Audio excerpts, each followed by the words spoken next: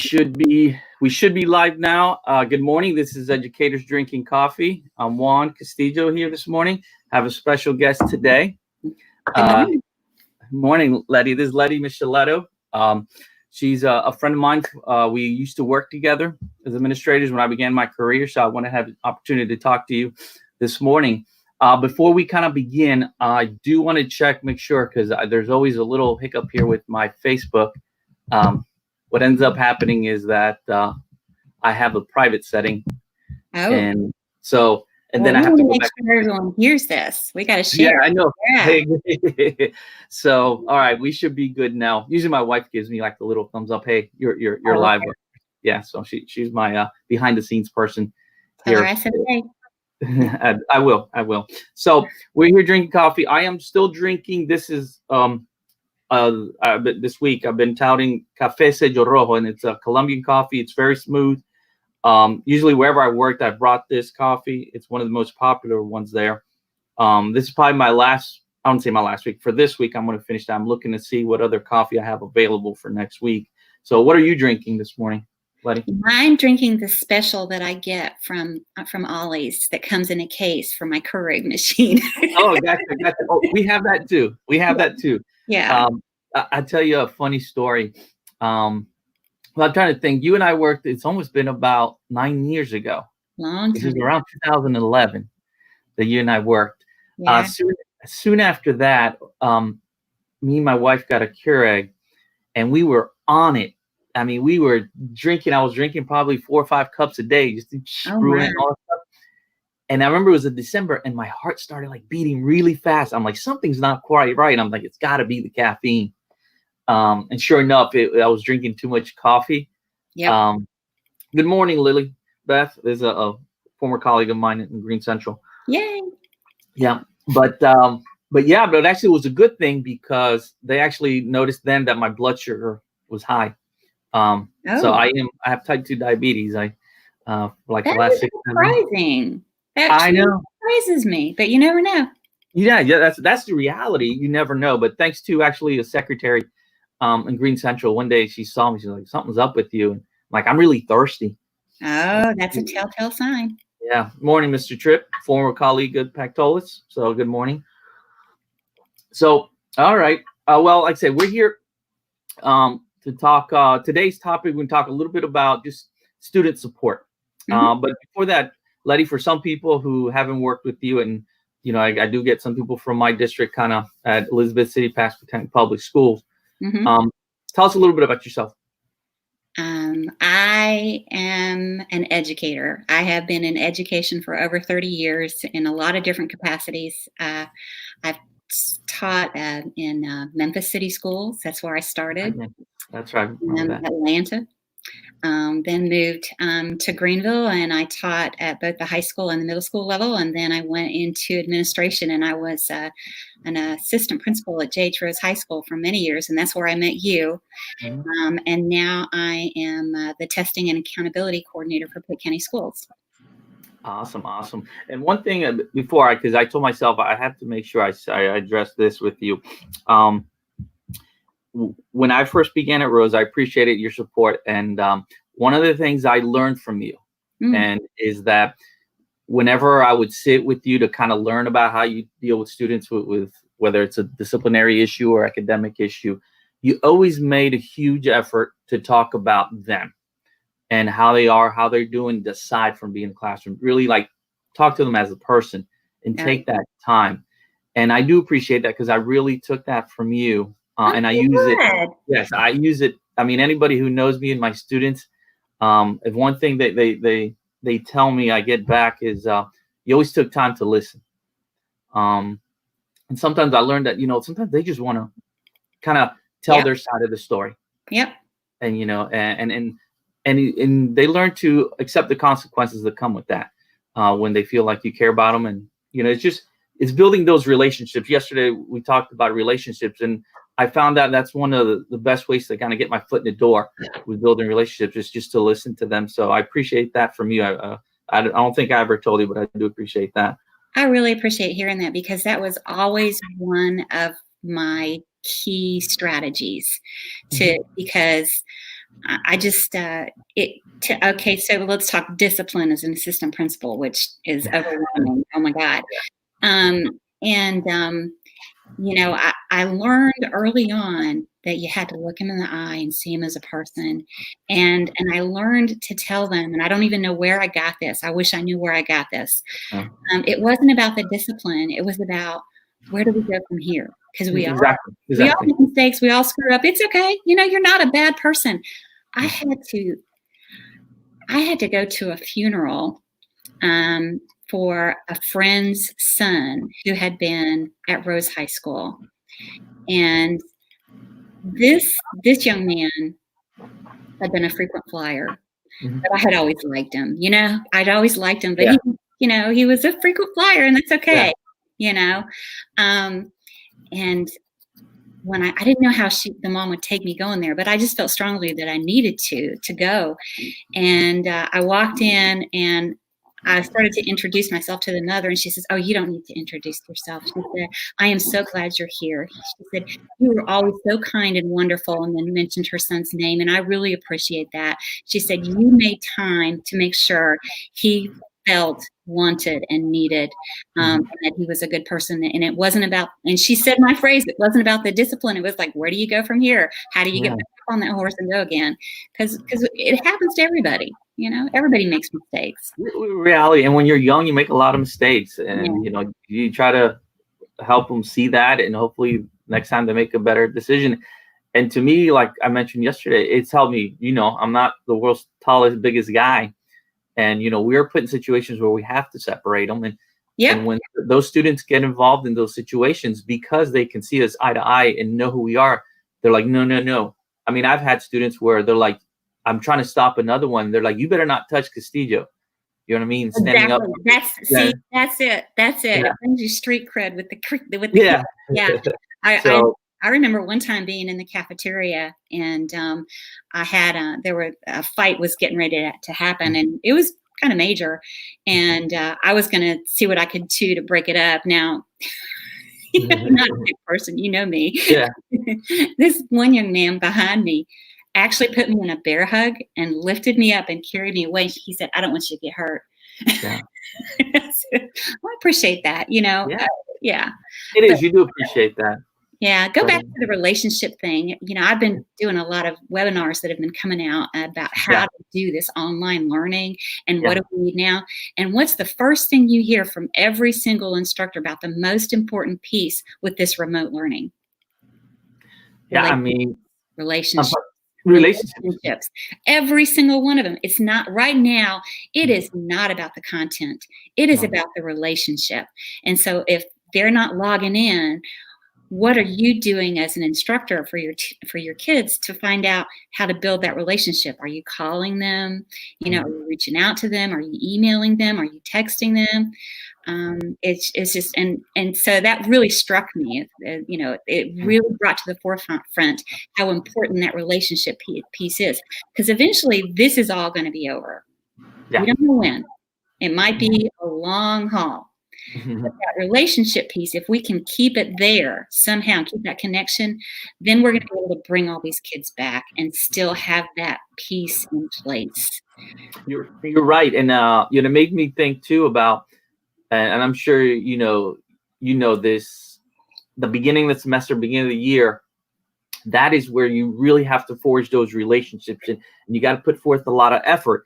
And I think for folks who are able to do that at the beginning of the semester, I think they were able to see more participation, more involvement during this time. If you haven't forged those relationships, prior to going virtual, that was going to be a tough task. We struggled. I think nationwide, worldwide, people have struggled with students being active, either by lack of connectivity, but also lack of engagement.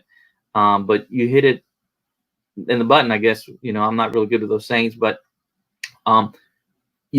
you got to look at yourself and see what can I do to engage them, so relationships, I tell you, this is a relationship business, and we're interacting with people every day, whether it's a positive or negative. There's always that relationship piece. So Good, good. Just a couple of things. Obviously, Tammy, thank you. She's one of my PE teachers, and my mom never fails to join me on Facebook. I mean, on YouTube. Yay. But good. So tell us. I always want to get your perspective about anybody who I talked to. Tell me about March 13th, when the transition's coming. What's going through your head? Well, I'll take it to a personal level. I had been traveling. I had gone to 2 funerals, one in Ohio and one in Tennessee. Hindsight, one of them was a COVID death. Oh, wow. Yeah, and then my husband had been traveling, and then we get back.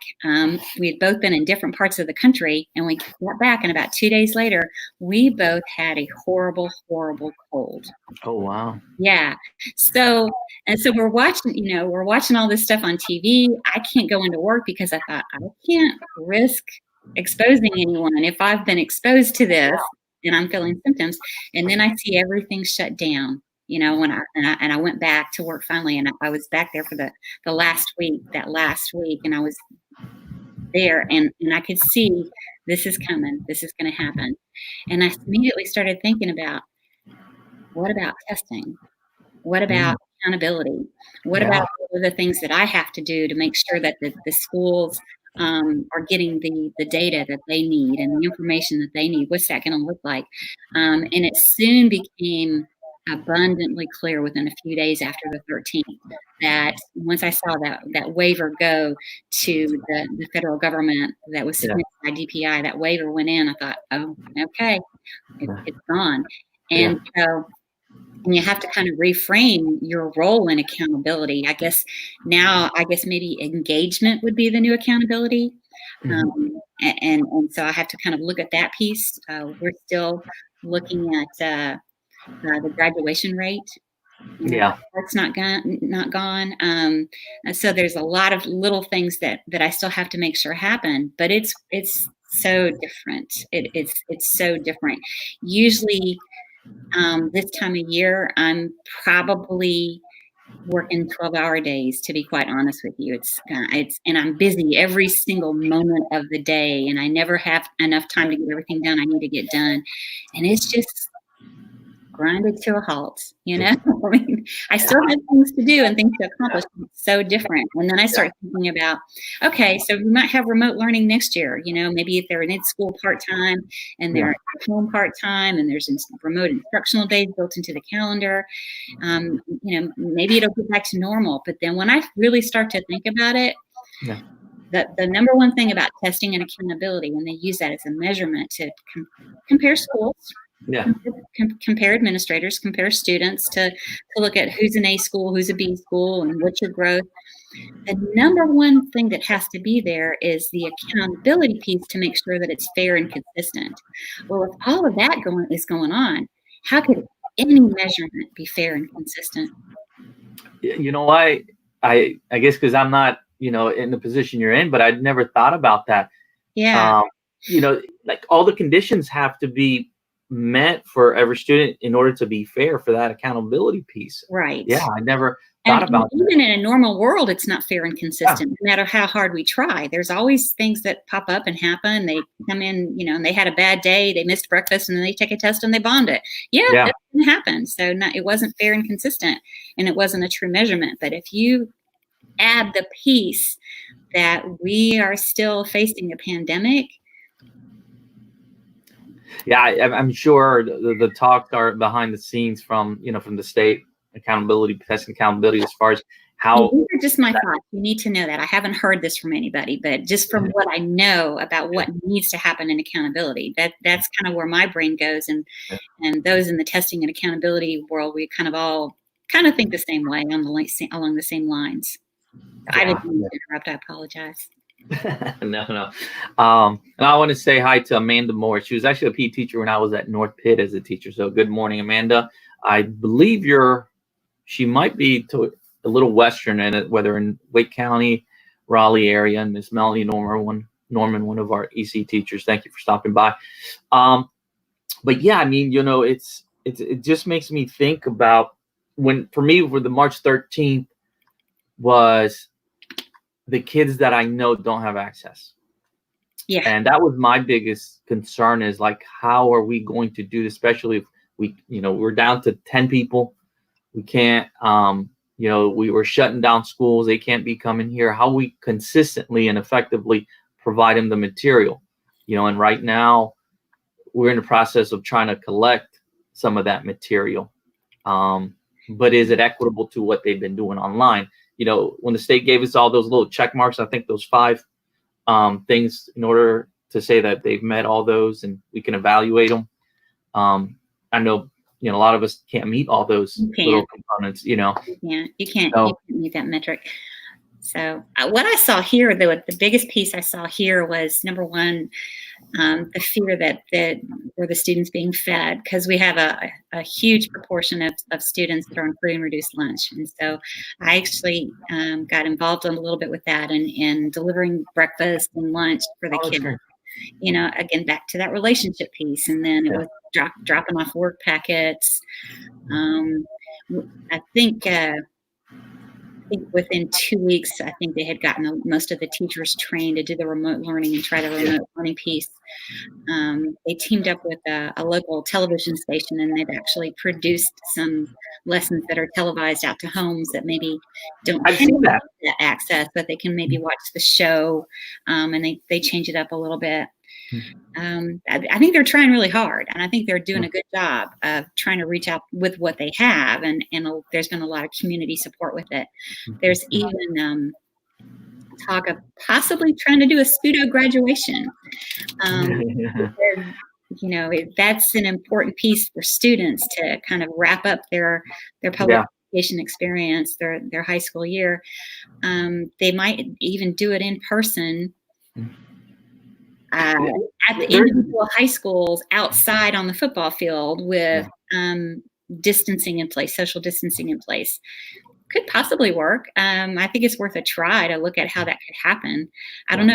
I don't have any. I don't know. I mean, there's definitely, a lot of, and I think if one thing I think has happened, I think on the positive is I think a lot of people are looking out there and seeking, ideas, whether it's for remote teaching, remote learning, and now the focus is on graduation, because, we're constantly getting either by students or by teachers and parents say, hey, what about this idea for graduation? We're kind of finalizing this week, probably beginning next week, our plan for what kind of graduation is going to look like. We got our kind of guidelines and things like that. So we want to make it unique to them, because this is a unique situation and special, and I hope we're able to give them some sort of sense of normalcy. I know it won't be, but also something different besides. And I know a lot of them talk about tradition. It's tradition to be, but it just yes, and so we're good. I know there was something. Let me see a couple people here. I have a couple people here that mess with me. Amanda says she's at Panther Creek. That's right. She's Panther Creek in Raleigh. And I have a friend here, Robert Navarro. He's actually a friend, from the first year I came to this country, 1982. He was in my brother's grade level. So we've known him pretty much since 1982. But he's been messing with my glasses. I've been wearing all different glasses. What kind of coffee? They are different today than what I saw the other day when I watched this. They are. Sometimes I mess with my staff. I have some red ones too. I mess with my staff. Sometimes I'll go in, talk to them, then I'll come back and I'll have red ones on, and they look at me and they're like, "You were wearing something different." I said, "Nope, I was the same one." And but yeah, this is still the same coffee, Robert. I'm trying to do the same coffee every week. It's too much to try to do one different coffee every day. And yes, the beard. I would tell you, the beard, the gray hairs. I don't think when I was at Rose 9 years, I had all this gray hair, and I had a little bit more hair up here. But it did come from when I was principal. To tell you that. I didn't realize I didn't have the comments on. Now I can see them, and I see the comment about the gray. I have a trendy new hairstyle as well. It's called the transitioning gray. It's a really hot look out there right now, so I'm going with it. I know. Yeah. I've been trying. Like, I've lost a lot of my hair, so I'm trying to let my hair grow. My little one says, "I haven't never seen you, Daddy, with hair," and I didn't think about it. I probably started losing it. And then once I probably really became administrator, I'm like, I just got to keep it at the same. Miss Moore, Amanda says, but you look the same. I guess because you can see me at a distance. You're not seeing me up close, the wrinkles and stuff, but it's crazy. Amanda Morris and I actually came into North Pitt the same year. We had a great group of young, talented teachers and coaches. She was a great addition to North Pitt at the time. So I'm trying to think. There was I did want to talk because I know one of the last times I saw you, and I hope this is all right. But I want to talk a little bit about what you've been doing, and I don't know the exact things, but bring awareness to opioids and stuff like that because of your experience with your daughter. So tell us a little bit about that. Yeah. So 5 years ago, my daughter Megan passed away from an overdose. And I have 3 children. She was and is one of 3. She was my middle child. She was very talented. She was, that straight A student, the athlete kind of person, very active. And oh boy, that's I would never wish that on any parent at all, which is when I shared earlier when I went to the funeral for the parent. That's why I had to do it. I have to show my support and solidarity. You never get over it. You don't really ever get through it. You just become totally different, kind of like what we're going through with COVID. It's never going to go back to the way it was. So maybe that'll help put that in perspective. And so I became involved with an organization called the Pitt County Coalition on Substance Use, PICSA, and just started doing little things. And then I was actually became a member of the board. And this year, I'm actually president, but don't tell anyone. I don't like those roles. I just like to be involved in the work. But I think it's very important, and this is why I did it. I think it's important that we recognize the opioid use that's going on within our community, and also underage drinking. That's a huge issue as well.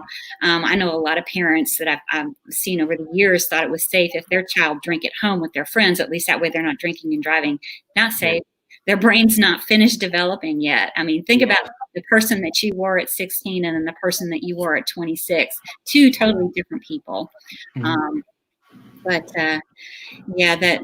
think the opioid use during this epidemic is even bigger right now. We're seeing a trend. I mean, you look at what's happening at the ABC stores, okay? And I'll tell you what's going on within the illicit drug community right now for substance users.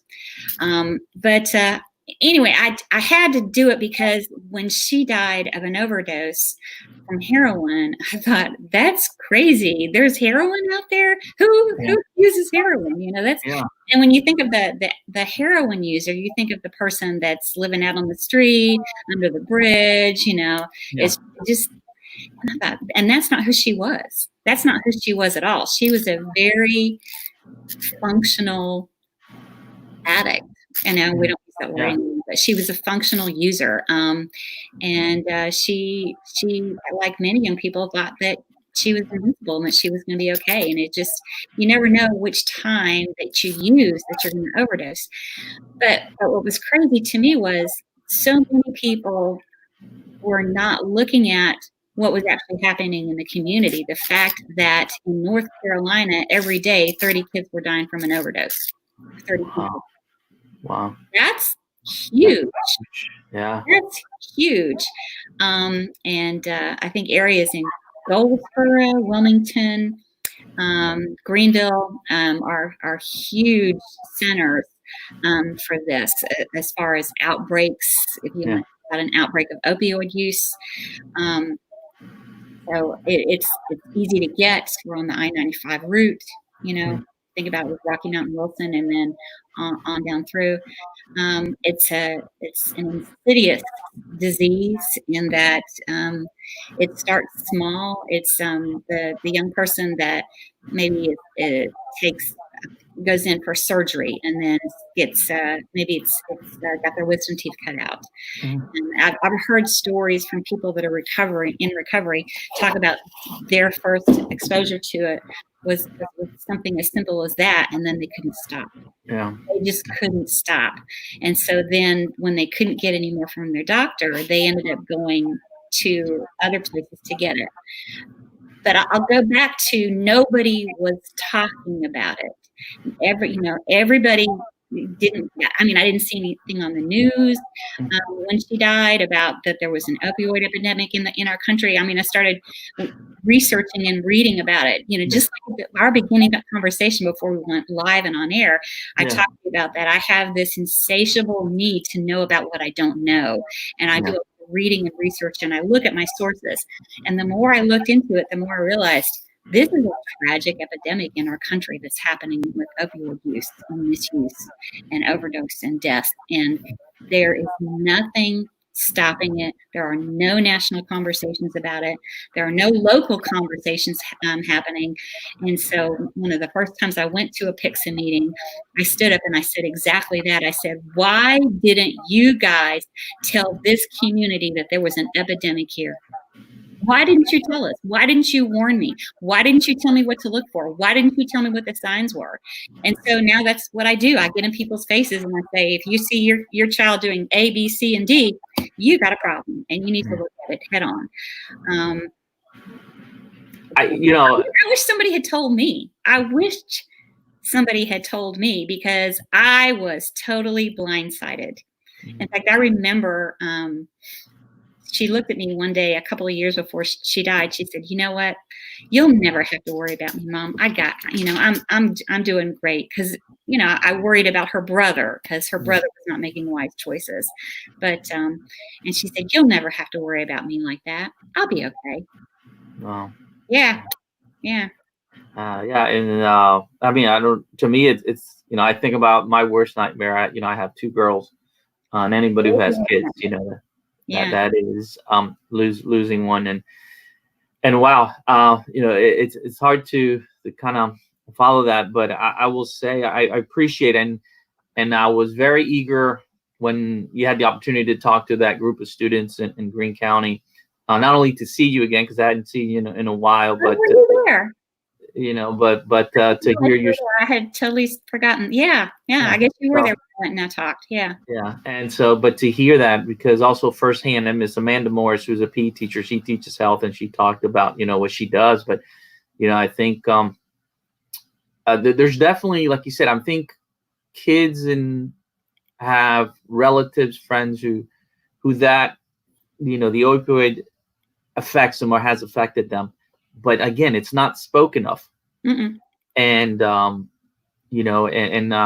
least I know, I think it was the health science class that you spoke with, but it is something that needs to be. We talk about, bullying and stuff, and we try to bring that to the forefront, but we really need to also do that. I appreciate, what you do for that, because I'm very unaware of that.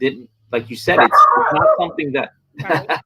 Don't worry. I have construction here, so I hope it hasn't been too loud. But yeah, I mean, it's definitely something that we need to. I'm going to put him out. He'll drive. Okay, no problem. Oh, wait a minute. My husband's got him. Gotcha. But yeah, it's definitely that. I'm glad you're raising awareness, and we need to look at that. There's a lot of things that are behind the scenes that we don't know from that. But thank you for sharing that. And I wanted to talk about that too, because I appreciate that. Today is it's about relationships and getting to know the kids. Well, can I say one more thing too? Sure. It's like with opioid use, what people don't realize is that if you're addicted and you stop, it could kill you. Really? Yeah. See. Yeah. If you're addicted and you stop using, the reaction that your body had could be that it just totally shuts down. I mean, I don't know all of the symptoms that happen, but I do know that it's very, very dangerous. And so that's why an opioid user will continue to use over and over again, because they literally don't want to die, but then they end up killing themselves. Yeah. And by all means, and it's something Miss one of the people put here as far as starts early. Yes, I mean, a lot of exposure to opioids and drugs and stuff start very early. I mean, one of my mom's really good friends, her son, I used to babysit him, and he ended up overdosing, and his was something else. I can't remember, but I remember him acting like he was on, oh, like I'm high, and I was in high school. I'm like, stop playing around, whatever. And just really didn't pay much attention.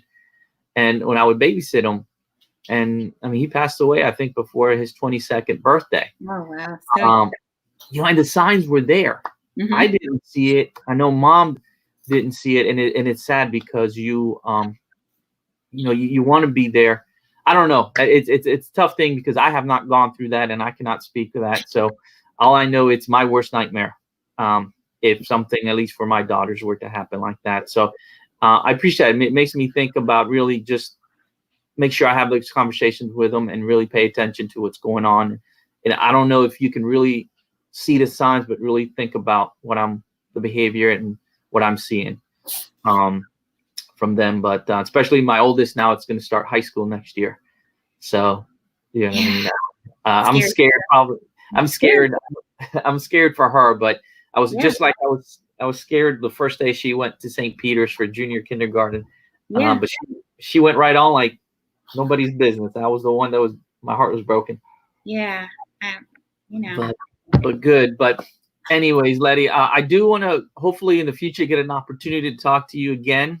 We'll find another topic of discussion. It's great seeing you. I love,